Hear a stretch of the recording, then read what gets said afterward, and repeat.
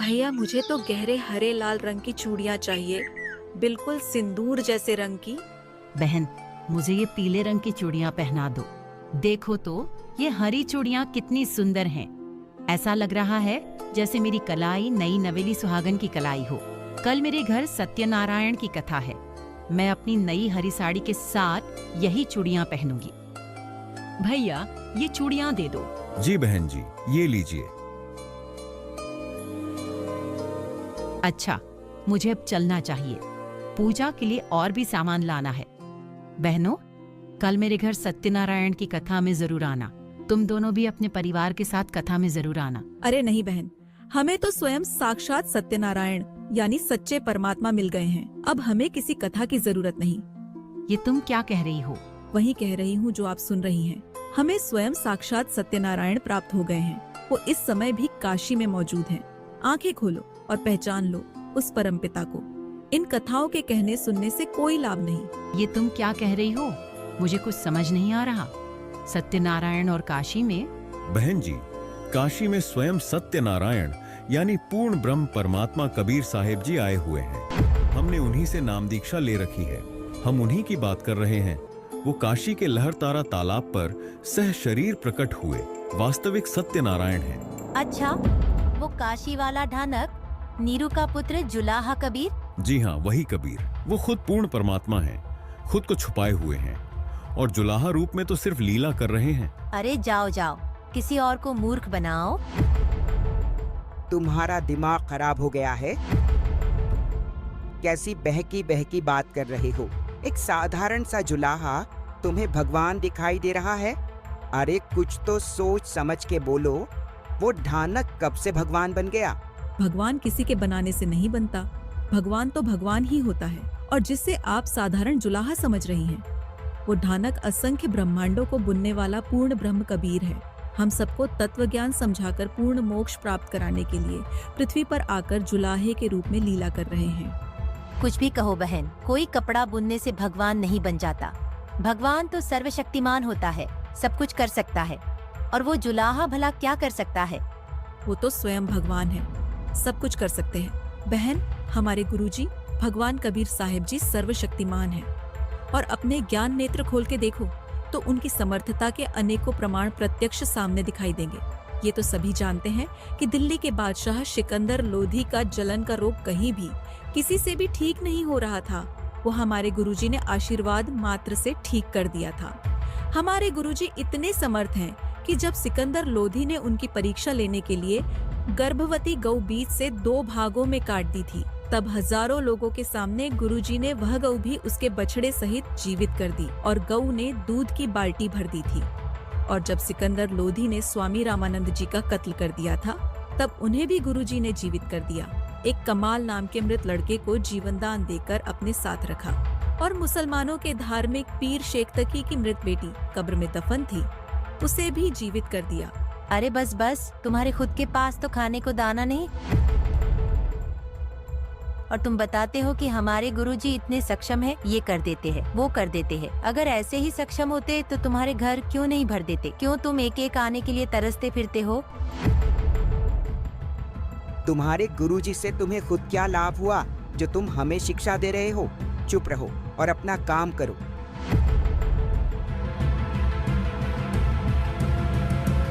तुम्हारे खुद के पास तो खाने को दाना नहीं। तुम्हारे गुरुजी से तुम्हें खुद क्या लाभ हुआ? अगर ऐसे ही सक्षम होते तो तुम्हारे घर क्यों नहीं भर देते? क्यों तुम एक एक आने के लिए तरसते फिरते हो? सचमुच हमारे पास तो जेब में एक आना भी नहीं, समय पर खाना भी नहीं मिलता, लेकिन हमारे गुरुजी में कमी बिल्कुल भी नहीं है। गुरुजी तो पूर्ण समर्थ है। गुरुजी तो पूर्ण है, शायद हम ही उनकी रजा के लायक नहीं। हमारे ही पाप कर्म इतने ज्यादा हैं कि हम इतने निर्धन हैं।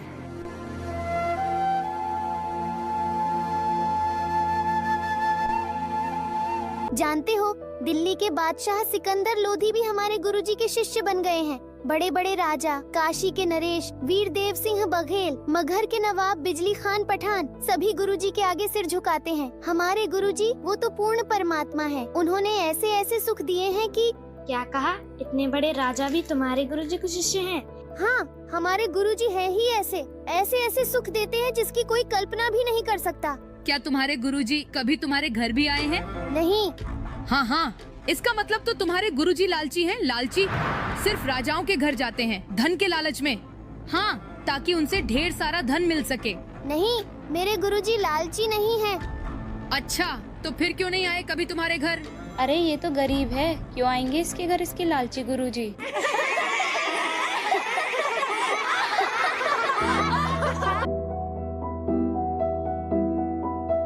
क्या तुम्हारे गुरुजी कभी तुम्हारे घर भी आए हैं? तुम्हारे गुरुजी लालची हैं। लालची सिर्फ राजाओं के घर जाते हैं, धन के लालच में। अरे ये तो गरीब है, क्यों आएंगे इसके घर इसके लालची गुरुजी?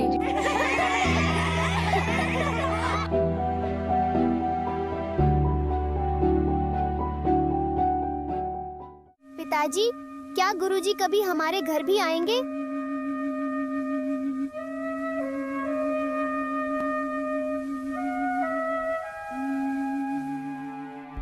बेटा, गुरुजी तो हमारे घर में ही है। जब हम भगवान से जुड़ जाते हैं तब से ही वो हमेशा हमारे साथ होते हैं। वो हर क्षण हमारे साथ हमारे घर में ही रहते हैं। हाँ माताजी, मैं जानता हूँ, लेकिन गुरुजी साथ तो है, लेकिन किसी को दिखाई तो नहीं देते। मैं गली के बच्चों को दिखाना चाहता हूँ। गली के बच्चे कहते हैं कि तुम्हारे गुरुजी लालची है, सिर्फ राजाओं के घर जाते हैं और तुम्हारे घर कभी नहीं आते क्योंकि तुम गरीब हो। अगर गुरुजी एक बार हमारे घर आ जाएं, तो वो बच्चे जो कहते हैं ना कि तुम्हारे गुरुजी लालची हैं, उनका मुंह बंद हो जाएगा। फिर मैं उन्हें दिखा दूंगा कि देखो, हमारे गुरुजी लालची नहीं हैं।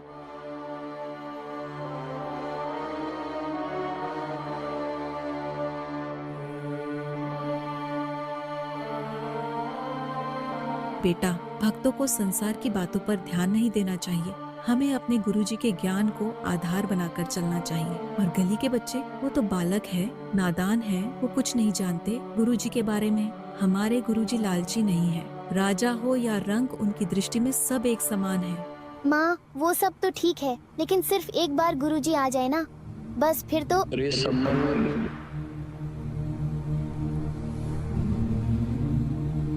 ये तो गुरुजी की आवाज है। गुरुजी? अरे गुरुजी यहाँ कहाँ आएंगे? इतनी दूर? उनके पास समय कहाँ होगा?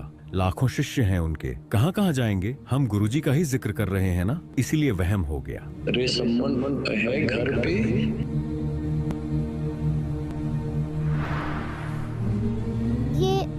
ये सच में गुरुजी की आवाज है। गुरुजी ही है।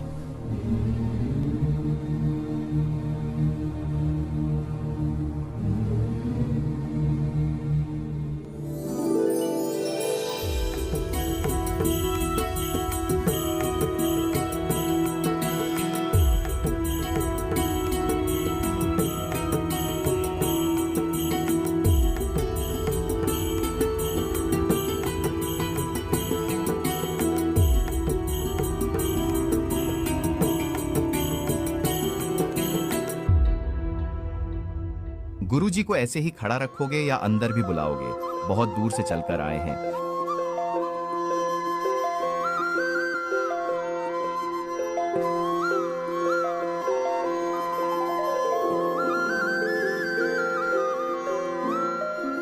भगवान, भोजन की बताइए, अभी खाएंगे या थोड़ी देर में?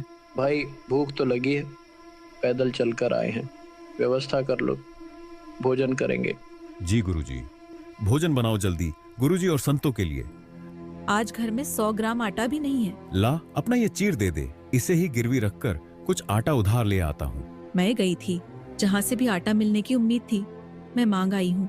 मैंने सबसे बहुत प्रार्थना की, गिड़गिड़ाई, विवशता भी कि हमारे घर आज गुरुजी आए हैं, सिर्फ इतना आटा दे दो कि उन्हें भोजन करा सके। हम तो भूखे रह लेंगे, लेकिन संत हमारे घर से भूखे न जाए। मैंने बहुत प्रार्थना की। मेरे पास ये एक ही चीर है, इसे गिरवी रख लो और थोड़ा आटा उधार दे दो। लेकिन ये चीर भी फटा हुआ है, किसी ने आटा नहीं दिया, सबने मुंह फेर लिया।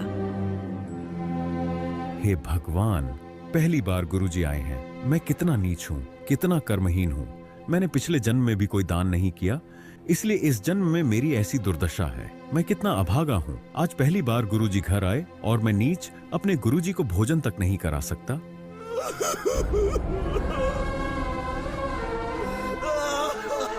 रो मत, कहीं गुरुजी और संत सुन न ले। वो क्या सोचेंगे कि हमारे आने से तंग आकर रो रहा है। हिम्मत से काम लो और कोई उपाय सोचो। आज का ये दुख सम्मन के लिए सबसे बड़ा दुख था।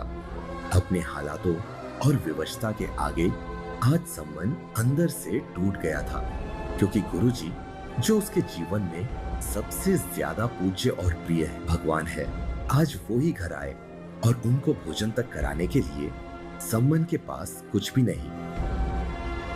आप गुरुजी से कह दो भगवान सुबह भोजन कराएंगे। वो अंतर्यामी है, सब जानते हैं, सब समझ जाएंगे। और सुबह भोजन कहाँ से लाएंगे? सुबह की भी कैसे कह दूं?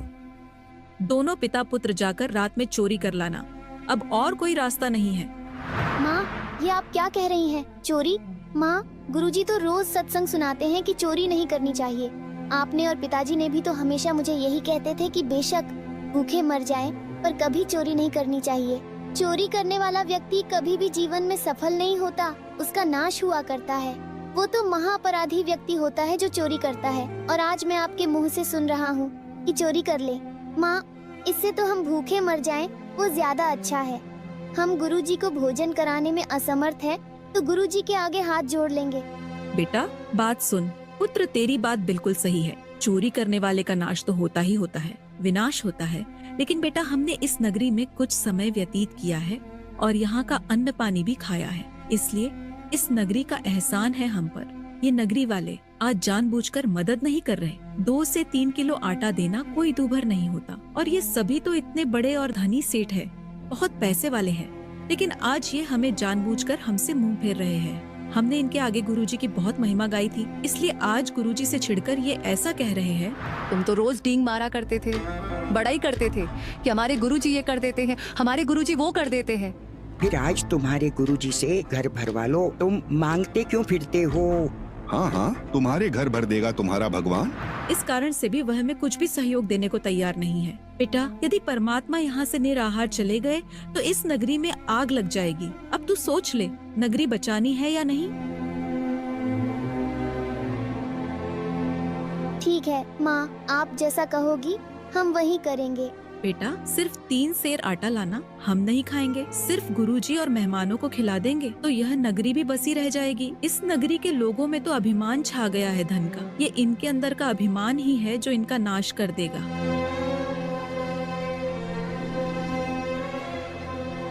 शाम को सम्मन गुरुजी और संतों से बहुत अधीन होकर भोजन के लिए क्षमा मांगता है और कहता है, भगवान सुबह बखत से भोजन कराएंगे। ठीक है बेटा, जल पीला दे 1-1 गिलास। जी गुरुजी।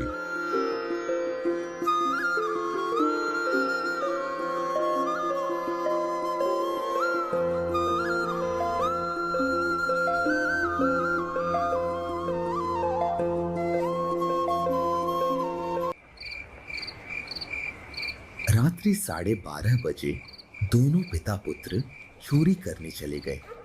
जहां चोरी करने गए वो लाला जी का कच्ची ईंटों का मकान था।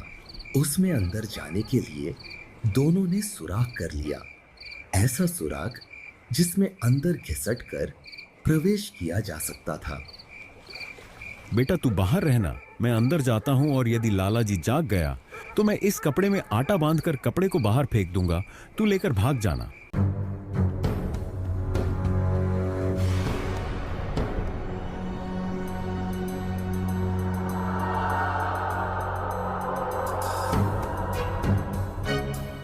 बेटा सिर्फ 3 सेर आटा लाना, 3 सेर से ज्यादा नहीं लाना। सेव ने जल्दी जल्दी लगभग 3 सेर आटा निकाला और अपने फटे पुराने कपड़े में बांधा और चलने लगा।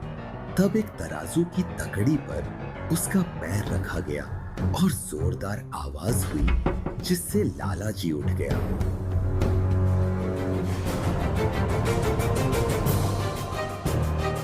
चोर चोर चोर।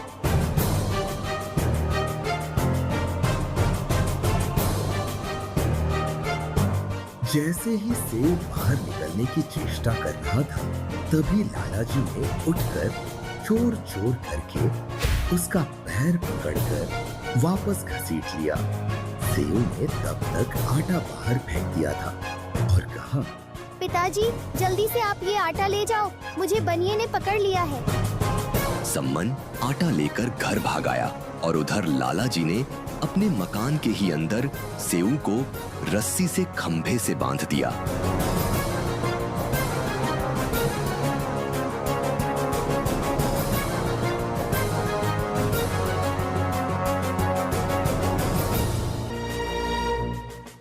कौन है तू? किसका पुत्र है?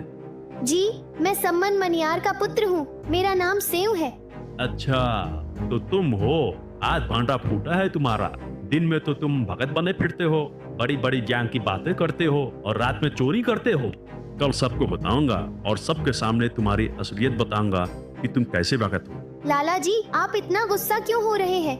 हमने सिर्फ 3 सेर आटा ही तो लिया है। हमारे घर हमारे गुरुजी आए थे, उनको भोजन कराना अनिवार्य था और हमारे घर पर आटा नहीं था। बस इतनी सी बात है। हम चोर नहीं हैं। बाद में हम आपका आटा जरूर वापस डाल जाते। अच्छा, तुम्हारे गुरुजी आए हैं। ठीक है, अब समझ गया मैं। वो चोरी कराने आते हैं। वो इसलिए आते हैं ताकि तुमसे चोरी करा सकें। चोरी करते हो और बात बनाते हो बड़ी बड़ी। अब सेऊ ने सोचा कि ये बात तो और बिगड़ गई। अब ये राजा से कहकर गुरुजी को भी सजा दिलाएगा। सेऊ विवश था। उधर सम्मन घर पर आटा लेकर पहुंचा। सम्मन को अकेला देख नेकी ने पूछा, बेटा कहाँ है? वो तो बनिया ने पकड़ लिया। यह तो बात बिगड़ गई है। राजा अब लड़के की पहचान करवाएंगे और पहचान होते ही राजा के सैनिक हमारे घर अभी 1-2 घंटे में ही आ जाएंगे। फिर गुरुजी को पकड़ेंगे और कहेंगे कि यह कराता है चोरी। ये कभी चोरी नहीं करते थे। आज ये आया है तो इसने चोरी कराई है और सेठ गुरुजी को दंडित करवाएगा। नेकी ने अपने दिल पर पत्थर रखकर सम्मन से कहा, समय बहुत कम है, आप जाओ, किसी भी तरह बेटे को बहला फुसला कर उसका सिर काट लाओ। सेठ से कहना, बच्चे को छोड़ना मत, रस्से से बांध कर ही रखना। बस इतना ढीला कर दो कि मैं अपने बेटे से आखिरी बार उसके कान में 2 बातें कह सकूं। और फिर जैसे ही वह अपना सिर छिद्र से बाहर निकाले, उसका शीश उतार लेना। फिर सेठ उसे अपने घर में नहीं रखेगा। अपनी जान बचाने के लिए, कत्ल के मुकदमे से बचने के लिए वो सेव के शव को कहीं फेंक आएगा और तब तुम बेटे के शव को उठा लाना। नेकी ने सम्मन के हाथ में एक बहुत बड़ा छुरा दिया और सम्मन उस छुरे को लेकर अपने बेटे का सर काटने चल पड़ा।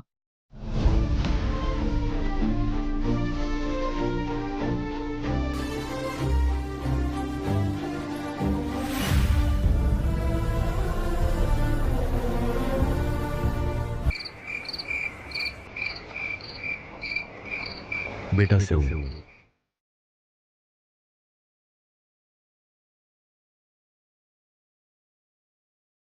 बेटा बस 2 बातें करनी है तुझसे। कल शायद तुझे मार दिया जाएगा बेटा। पता नहीं फिर मैं तुझसे कभी मिल पाऊं या नहीं। और मैं आखिरी बार तेरे कान में कुछ कहना चाहता हूं।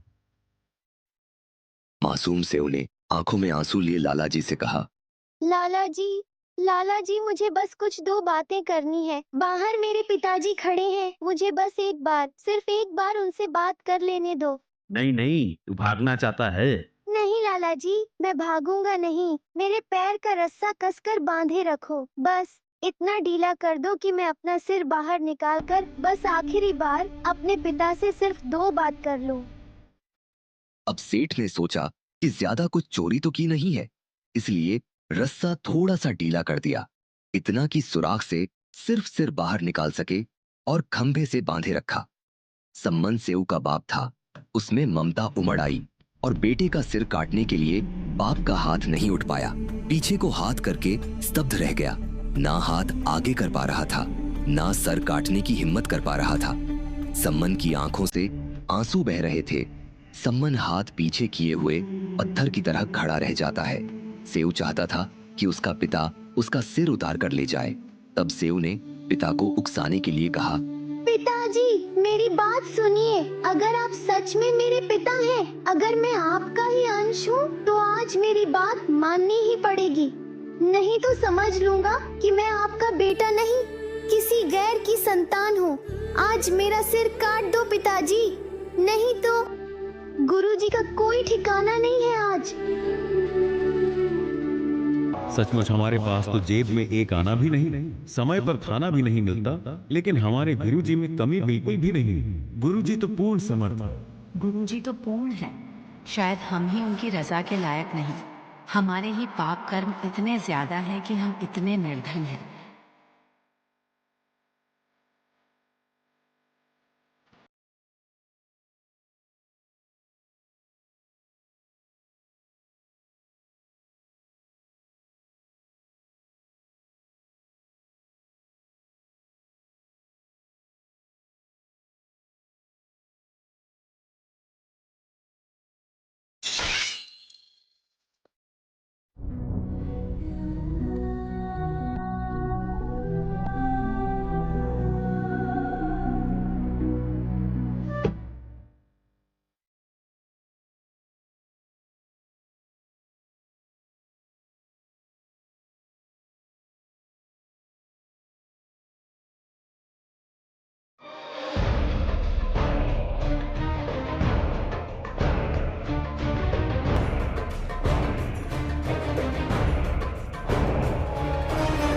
सबूत मिटाने के लिए सेठ ने झटपट उस लड़के के शव को घसीटा, रात के अंधेरे में सुनसान जंगल की ओर गया और उसे एक ईंट के पजावे पर खड्डे में फेंक दिया।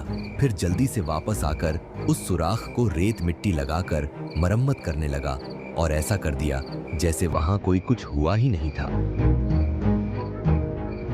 अब नेकी ने बेटे के कटे हुए शीश को देखकर दिल पत्थर का कर लिया और हिम्मत बांधते हुए सम्मन से कहा, ज्यादा समय नहीं है हमारे पास, बहुत हिम्मत से काम लेना होगा। हर कदम संभल कर उठाना जरूरी है। अब आप ऐसे करो, इस सर को यहाँ अलमारी के अंदर छिपा कर रख दो और जल्दी से वापस जाओ। वहाँ लड़के को घसीट कर ले जाने के चिन्ह मिलेंगे, क्योंकि सेठ शव को वहाँ नहीं रखेगा। उसने लाश को घसीट कर कहीं फेंक दिया होगा। शव के घसीटने के निशानों के पीछे पीछे जाओ और जहाँ उसने शव डाला होगा वहाँ से बेटे का शव उठा लाओ, क्योंकि अगर किसी को पता चल गया कि कत्ल हुआ है तो बात दूर तक जाएगी और फिर छानबीन होगी और फिर सब बर्बाद हो जाएगा। गुरुजी की इज्जत मिट्टी में मिल जाएगी।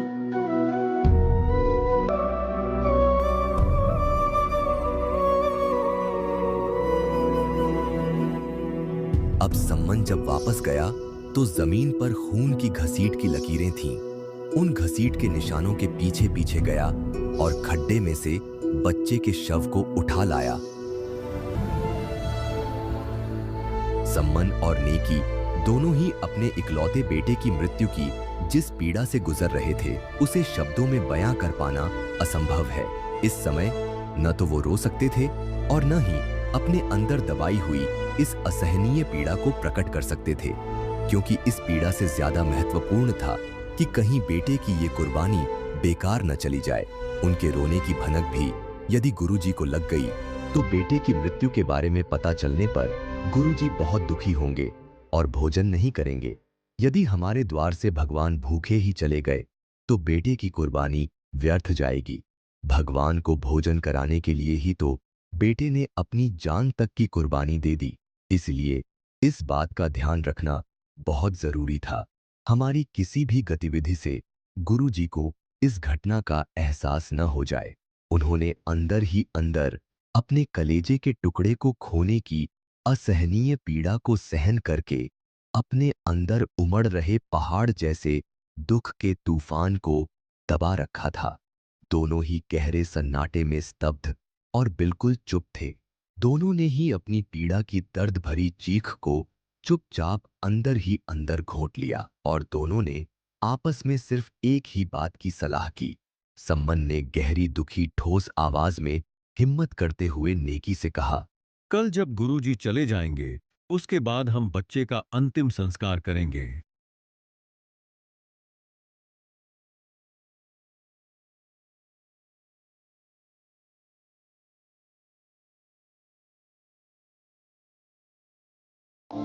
हाँ।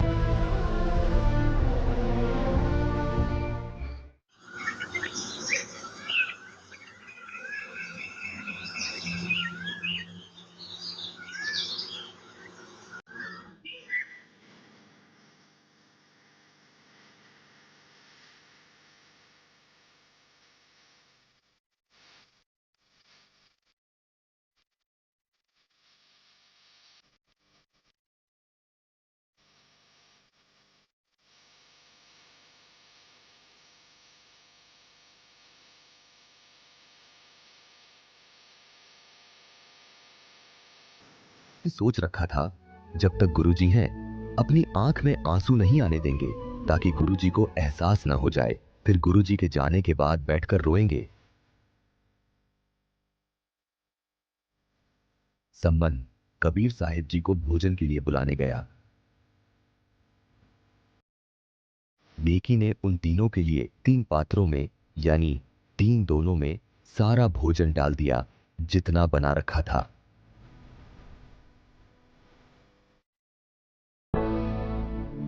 परमात्मा गुरुजी ने कहा, भाई ऐसे करो, इसको 6 दोनों में डालो, 3 तुम हो और 3 हम हैं। महाराज जी, हम तो फिर खा लेंगे, आप खाओ।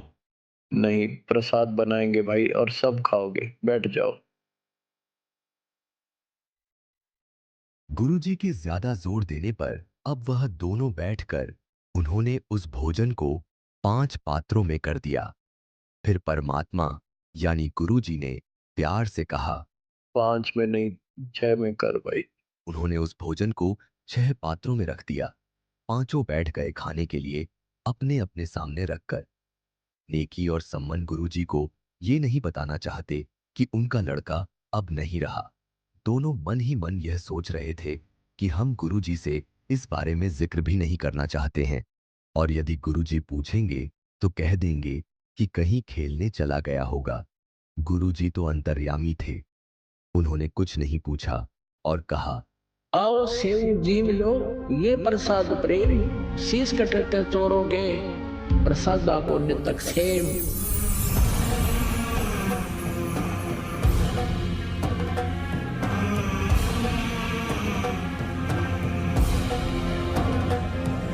सेव धड़ पे शीश चढ़ा वो बैठा पंगत मां, और नई निशानी गर्दन कहियो वो सेव उठना।